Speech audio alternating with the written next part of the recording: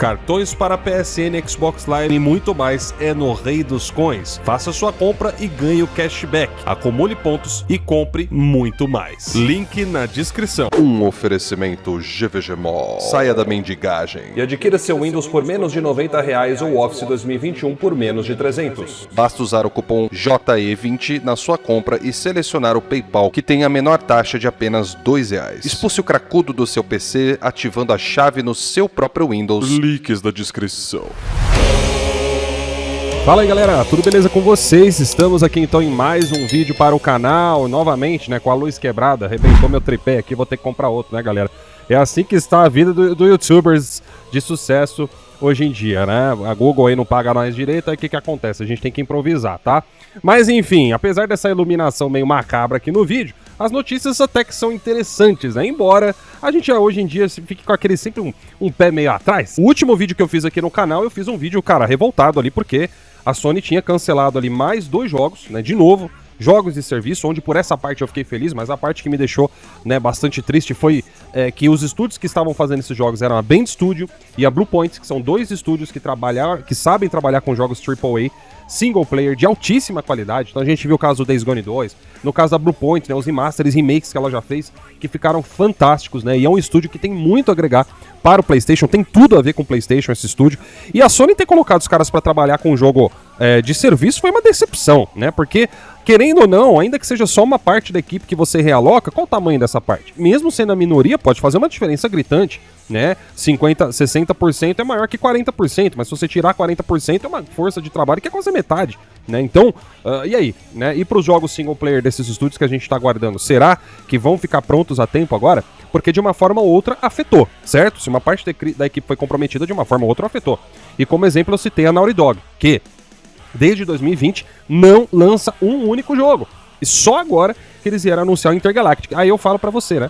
O trailer foi mostrado sem nenhuma data. Quando será que vocês acham que vai sair esse jogo? Cara, eu aposto que é de 2026 no mínimo pra cima, entendeu? Isso se é que vai sair essa geração, né? Do jeito que as coisas andam. Mas enfim, então a Naughty Dog é a prova, né? De que você ficar realocando a equipe atrasa bastante mesmo aí os projetos. Só que agora, na notícia de hoje a gente não vai falar sobre isso, tô só dando uma recapitulada, certo? Para refrescar a memória de vocês, porque hoje na verdade nós vamos falar de um tópico que meus amigos está dando o que falar, né?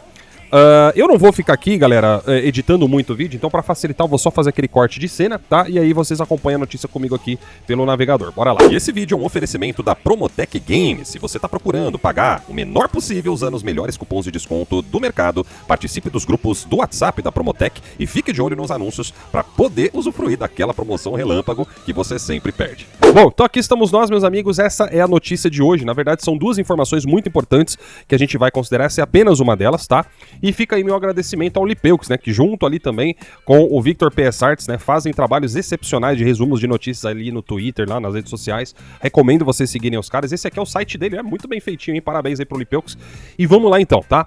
Galera, seguinte, nessa matéria aqui, né, está sendo abordado um comentário, né, de ninguém menos que o Chris Dring, que é o chefe, né, lá da Games Industry, que é aquele portal do Reino Unido, que faz análises de mercado, eles entrevistam, né, grandes figuras, já entrevistaram o Phil Spencer, chefes aí da indústria de games, e esse cara teceu um comentário sobre uma informação que ele teria a respeito dos planejamentos internos da Sony, e isso parece ser bastante interessante. Vejam só, o Christopher Dring afirmou, né, no dia 18, ou seja, faz 3 dias aí, que a maioria dos jogos de serviço ao vivo veio de um orçamento expandido que existia especificamente para fazer jogos de serviço ao vivo, isso se referindo à Sony, tá?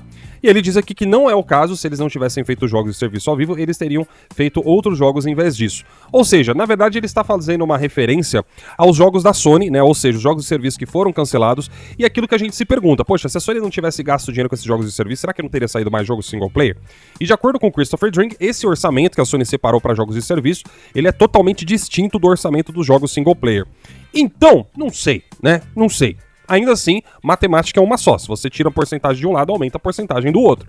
Então, pode ser que a Sony não tivesse esses planos, que não tivesse nada a ver ali no orçamento separado, mas não muda o fato de que, se tivessem feito, ainda assim teria mais dinheiro para os jogos single player, né? Ou pelo menos mais jogos single player saindo no mercado. Mas ok, a gente entende que a empresa estabelece, né, um determinado orçamento para tais coisas e é aquilo ali que tem que ser usado, ok? Ok. Bom, dito isso, o que que acontece, né? Depois vocês podem ler aí essa matéria que eu vou deixar aqui na fonte, né? Depois aí no completo. Esse é o primeiro ponto que eu queria que vocês lessem. E agora eu quero fazer uma pequena dissertação a respeito, que é o seguinte, tá? Galera, se a gente for parar pra pensar, isso aqui, beleza, é uma notícia interessante, porque parece que a Sony não tá tirando de um pra fazer o outro, certo? Porém, contudo, entretanto, muitas pessoas se questionaram durante esses anos se os jogos single player da Sony realmente já não estavam mais valendo a pena, né?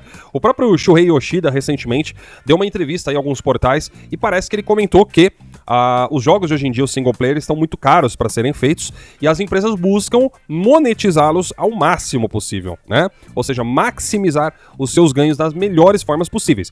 E aí ele explica que uma das técnicas que a Sony utiliza para fazer isso é o lançamento em plataforma como PC, né? Ou seja, mesmo que seja muito tempo depois, ela ainda faz um dinheiro extra no PC. E ele também citou as remasterizações, que também geram dinheiro em cima do mesmo projeto. E convenhamos, né? Isso explica muita coisa, né? Principalmente o caso do The Last 2 ali, que foi meio complicado. É o jeito que a empresa encontrou de expandir, né, o seu ganho com esses jogos, já que hoje em dia eles já ficaram muito caros. E eles vendem basicamente a mesma coisa, embora seja considerado um sucesso, tá? E aí entra outro ponto, né? Galera, eu não sei se vocês perceberam, mas lá naquele trailer do Intergalactic, a gente viu diversas marcas aparecendo, tá? Diversas. Tinha a marca do Porsche, né, que era a empresa que, pela história do jogo, parece que é a que faz, né, aquela nave. A gente via marcas ali de roupas, né, e assim por diante. E isso antes nos jogos não era tão comum assim. Acontecia às vezes, mas era uma coisa assim bem isolada, né? Por exemplo, no jogo do Death Stranding, lançado lá em 2018, a Sony e a Kojima Productions fecharam uma parceria com a Monster, né, que é aquela marca de energéticos, e era aquele energético que o Sam consumia, né, durante as caminhadas para recuperar energia, o que era muito interessante, né? Foi uma jogada ali genial de marketing ali que os caras fizeram e provavelmente foi o quê? Um patrocínio, né, que houve ali em cima do jogo.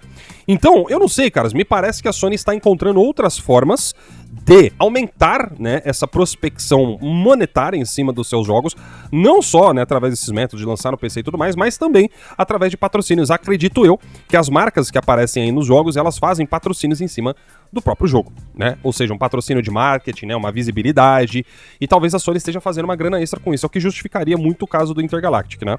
Porém, galera, o ponto que eu quero abordar aqui com vocês é o seguinte, né? Ainda assim, será que, né, essa ânsia pelos jogos de serviço, esse monte de cancelamento que a Sony tá tendo, é uma coisa que já poderia ter sido evitada desde o começo? E, caras, eu falo pra vocês sem sombra de dúvida alguma que a resposta é um total e completo sim. Caras, houve uma análise, né, que esse analista que fez, que é o Nib, cara muito famoso lá no Twitter, excelente os relatórios que esse cara faz, onde ele abordou os custos e os ganhos dos jogos da Sony, né, em seus single players. E ele citou alguns exemplos muito interessantes, olha só. Por exemplo, a gente teve aqui o caso do Ratchet & Clank Rift Apart, que foi um jogo lançado em 2021, certo? Para o PlayStation 5, agora ele também já está no PC, que custou 81 milhões para ser feito, tá? Só que o que acontece? Esse jogo, meus amigos, ele não vendeu horrores e horrores, como a maioria dos jogos da Sony vendem, porque ele é um jogo bastante nichado, né? Então, de acordo com os relatórios, ele tinha vendido ali 2,34 milhões de cópias em menos de um ano, o que teria gerado 145 milhões em receita. Ou seja, o jogo se pagou, certo? E ainda teve o lucro. Então, assim, depois de mais 2 anos, né, foi dito que ele tinha vendido 4 milhões de unidades. É óbvio que aí para chegar nos 4 milhões não deve ter sido a preço cheio, mas você ainda tem um ganho expressivo em cima disso. Então isso mostra que um jogo que custou quase 100 milhões conseguiu fazer 145, ou seja, vendeu menos de 3 milhões de cópias, o que hoje em dia é super comum você vender mais do que isso até, dependendo do jogo, da franquia, sabe? A Sony faz isso só nos consoles dela, sem lançar em nenhum outro lugar, né? Então é uma posição muito favorável, né? Convenhamos. E aí ele cita outros exemplos, né? Como por exemplo o caso do The Last 2, que teria custado aí 220 milhões, mas vendeu 10 milhões de unidades em 2 anos, ou seja, teria feito aí mais de 447 milhões em receita, ou seja, fez o dobro, né, praticamente em termos de grana, né? Ou seja, teve um lucro que foi o preço de outro The Last 2, certo? Pagou o jogo e teve o lucro para um The Last 3, vamos dizer assim. Ainda houve, né, as séries da HBO, né, que deram ainda mais uma ajuda, né, nas vendas do game, do remaster, ou melhor, do remake, né, lá do parte 1.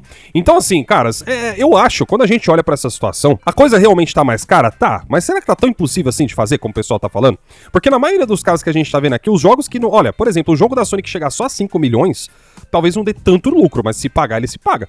Então, eu acho que sim, né? A Sony pode sim continuar se arriscando, fazer novas IPs, tentar novas coisas, né? Com uma margem de segurança bastante confortável. Quando a gente olha para esse cenário, a empresa tá fazendo muita grana, mesmo com esse aumento aí que houve, né, no custo dos jogos single players. O cara também cita aqui outro exemplo, que olha só, jogos que muitas vezes têm um budget, né, ou seja, um custo bastante inferior, como o caso do Ghost of Tsushima, que teria custado apenas 60 milhões, e vendeu 7,5 milhões de cópias, ou seja, fez aí praticamente 400 milhões em termos de receita. Se desconta esses 60 aí, sobra o quê? Uns 340 milhões, cara, só de lucro, tá ligado? É dinheiro que sobrou depois de pagar as contas.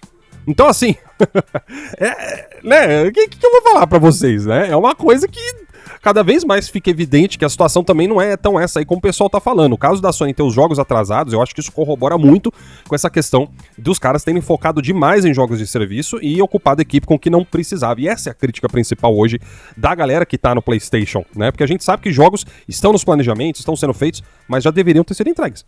Muitos deles já deveriam ter saído, né? Então, fica complicado. A gente tem uma análise aqui também de outros títulos, né? Como, por exemplo, o Gran Turismo Sport, que vendeu 12,7 milhões de unidades, certo? Gerou aí 360 milhões. Né? Miles Morales, que vendeu mais de 11 milhões de unidades, conseguiu gerar aí 427 milhões de receita. Uncharted Collection, cara, vendeu 9,7 milhões, fez mais de 200 milhões ali em termos de receita. Days Gone, galera, olha aí o Days Gone, que supostamente foi um flop, vendeu 7,3 milhões de unidades e gerou 265 milhões de receita pra Sony, né? Então assim, manos, desculpa, não tem. Né? Não tem desculpa, né, para não ter os jogos, não tem desculpa para, né, parar de serem feitos ou ficar dando prioridade para jogos multiplayer. A gente vê na conclusão da matéria aqui, que é o quê? Da galera não ficar caindo nesse papinho aí que o executivo tenta fazer não, tá? Porque eles sempre vão querer gastar o menos possível, gerando o máximo de receita possível. Esse papo aí de live service, nós vamos quebrar e blá blá blá, ou seja, conversa fiada. Resumo da coisa, você que tá no PlayStation, continue cobrando a Sony. A gente que tá aqui faz o papel fundamental, que é o papel de consumidores. Se a Microsoft, né, não vai fazer uma concorrência, né, à altura do PlayStation, o concorrente do PlayStation teremos que ser nós. É a gente que vai ter que fazer a Sony rebolar, a Sony ter o feedback e entregar o que a gente quer. Né? Então, basicamente, é isso. Digam vocês o que vocês acham aí nos comentários. Eu vou ficando por aqui. Um grande abraço pra todos vocês. Até o próximo vídeo. Tchau, tchau.